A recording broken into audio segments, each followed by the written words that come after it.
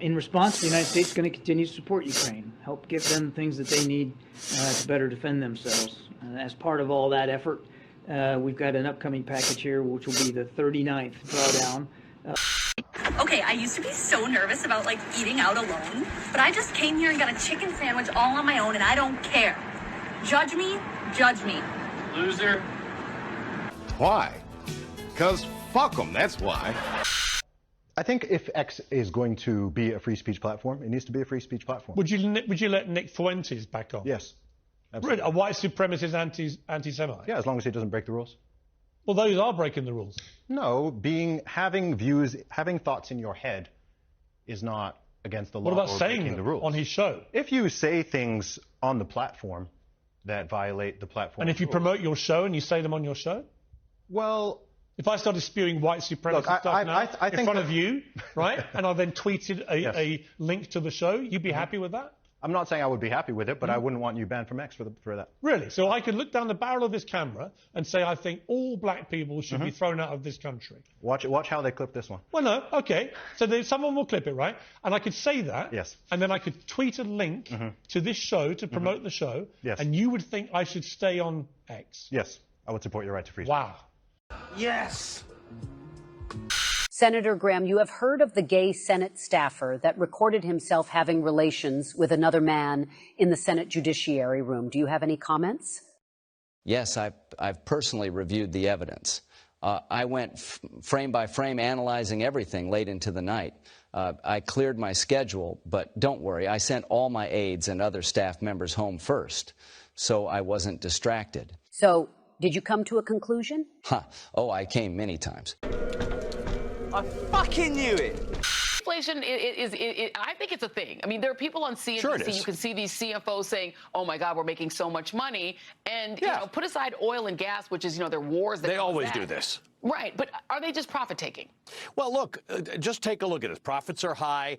The stock market is at the highest point it's ever been. The stock market is a reflection, in theory, of how much money a company makes, and you pay a multiple of that for the stock price. So everything's going well. There's some companies that are pretending we're sort of in a recession, but we're absolutely not. The problem with inflation is once you get people used to the concept, which we've done now for the last year and a half, the expectation is that prices will go higher. So eggs are really the best example. There was a massive increase in the price of eggs. And, we see this again with gas and things like that. Yeah. But some of that was real. Some of that was a supply chain backup, things like that happened during COVID. But most of it is actually solved at this point, by the way, thanks to this administration. And now we're back to normal prices. But you, the consumer, have been convinced that prices are higher. Prices should be higher. I have this conversation all the time with people who keep telling me about prices. We now have wages going up because we've got 3.7% unemployment. Your wages are actually up higher than inflation at this point. And people still believe that inflation is the most dangerous thing to their prosperity at the moment. And as long as they believe that, you can keep raising prices. That is without a doubt the dumbest thing I've ever heard. You are a fucking idiot. You don't have to go to hell. You're in hell. This is hell. This is hell. This is hell. Because democracy basically means government by the people, of the people, for the people. But the people are retarded. Then strangled them, and finally dismembered their bodies. Right. Then available. And homelessness and all that. And now, the voice you've been waiting for. There is a secret song at the center of the world, and its sound is like razors through flesh. I'm here to turn up the volume.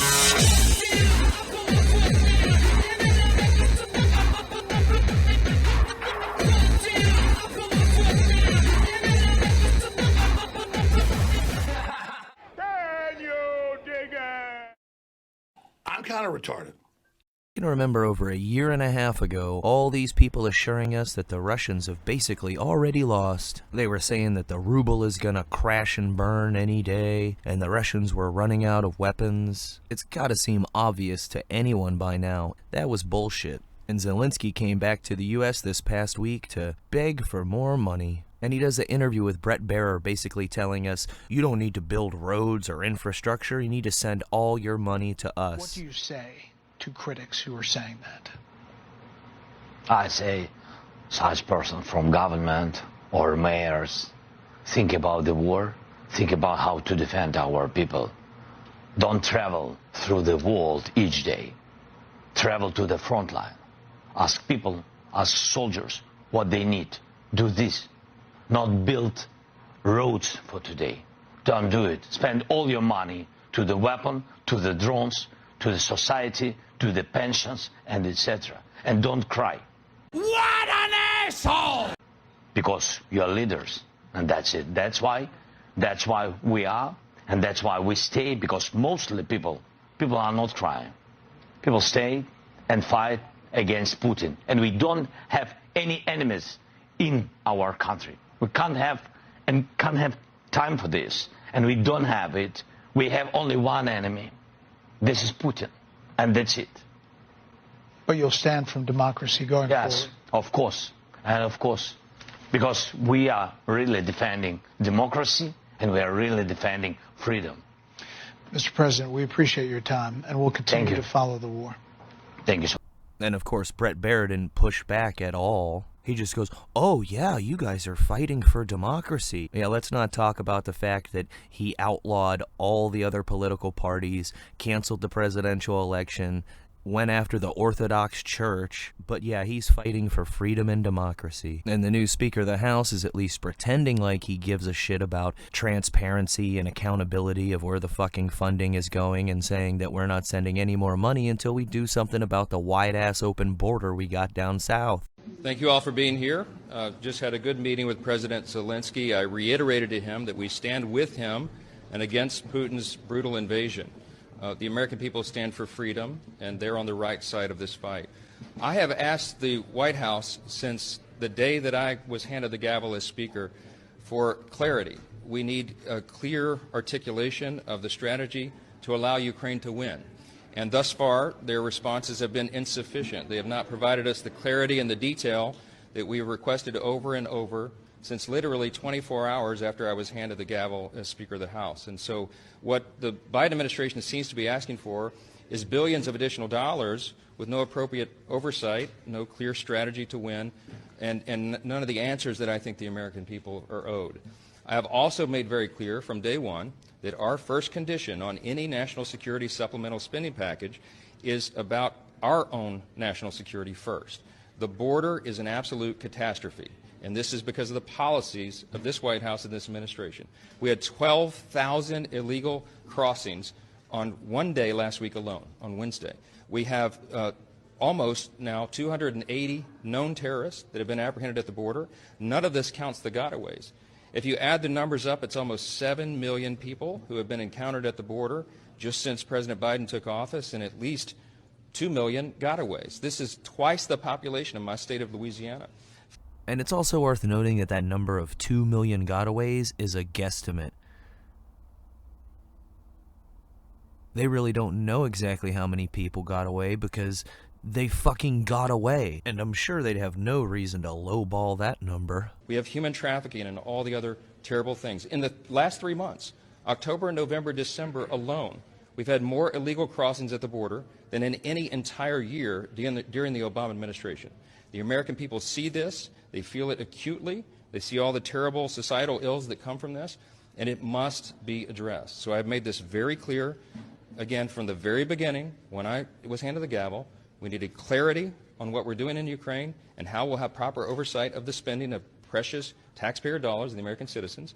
For the moment, it doesn't seem to matter all that much. The Pentagon has lots of loopholes and discretionary spending and ways to get around the fact that Congress is actually appearing to try to do their jobs. Allegedly! Yeah, there is that bit where they reauthorized Section 702 of the National Defense Authorization Act. You know, the part that the feds and intelligence agencies were using as a big loophole around the Fourth Amendment to do warrantless spying on any American they fucking want. It got passed with a sunset provision, meaning that it'll expire if they don't keep reauthorizing it, and they just reauthorized it again.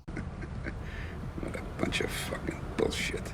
And the European Union has made some developments that are a little bit troubling, ratcheting up the tensions, of course. You got the Chancellor of Germany trying to have an emergency declaration over the war with Ukraine. I seem to remember another German chancellor declaring an emergency, and things not seeming to go very well for them and everyone who was allied with them, which now in this case is us. And the larger EU is now suddenly talking about admitting Ukraine into the EU, as well as Moldova and Georgia. And this is the exact kind of shit that led to the initial invasion of Ukraine. The Russians said, this is a red line, we're not fucking around. So now they're not just going to admit Ukraine into the EU, but 2 other countries that are right on the fucking Russian border. And if this goes through, it puts NATO one giant step closer to being in open and direct conflict with Russia.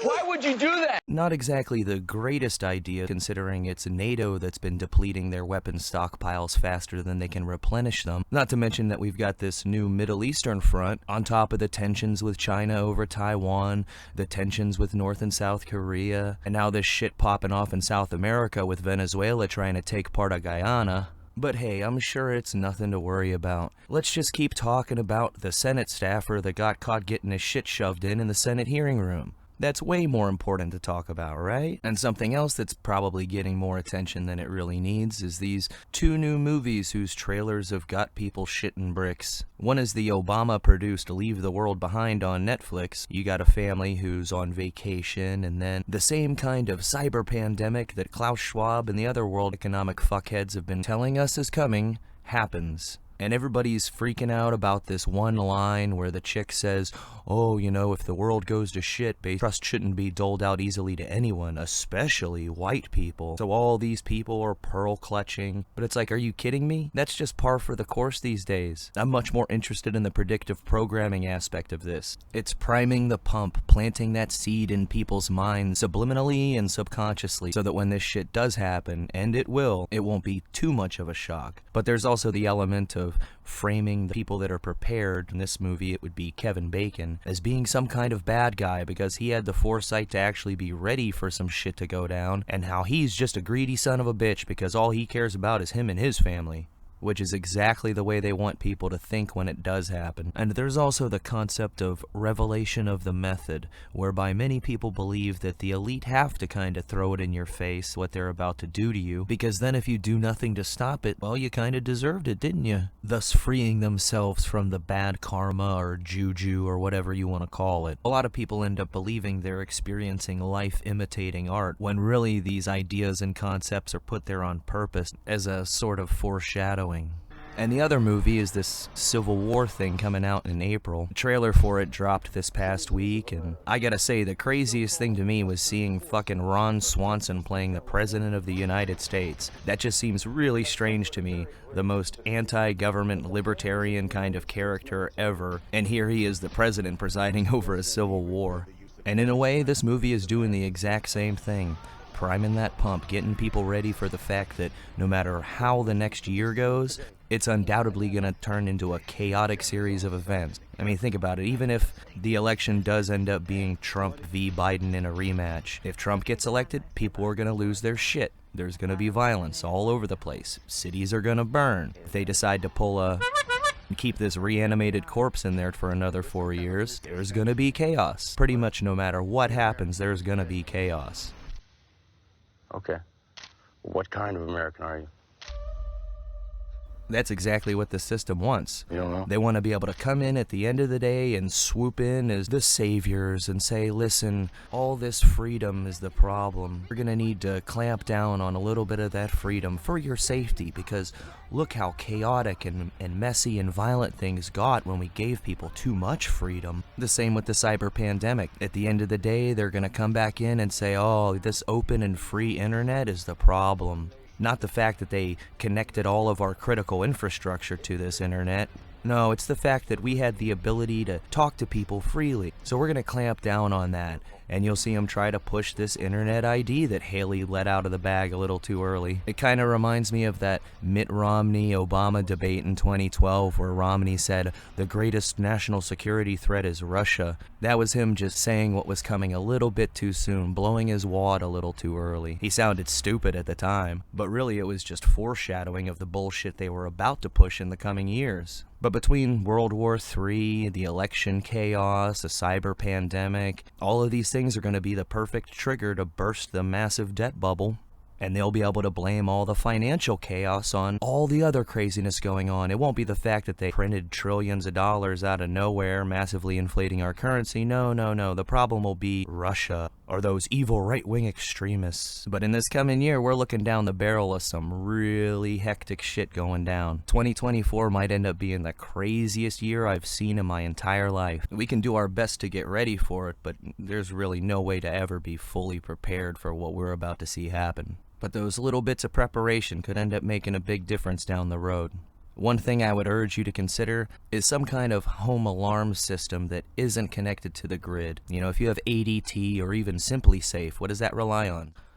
Cell towers. So if the cell towers go down, you're assed out. Who are you gonna fucking call? Ghostbusters? Well, there are these little motion sensor alarms that you can get, and rather than relying on them placing a call to the authorities to come swoop in and save you, they just alert you to the fact that there is something in your perimeter moving around. The little sensor sends a trigger to the main device, which will give you a little boop, boop, boop, and tell you that something is going down. It may not seem like all that big of a deal, but in any kind of grid down situation, a little bit of a heads up could make all the difference in the world. And for how cheaply these things can be acquired, it's definitely worth the trouble. Just make sure you have plenty of batteries.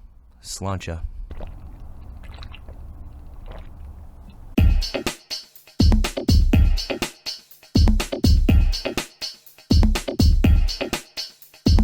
All I have in this world is my thoughts and my words, and I don't break them for no one.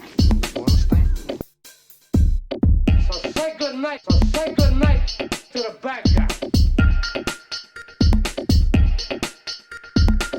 So say good night to the bad guy.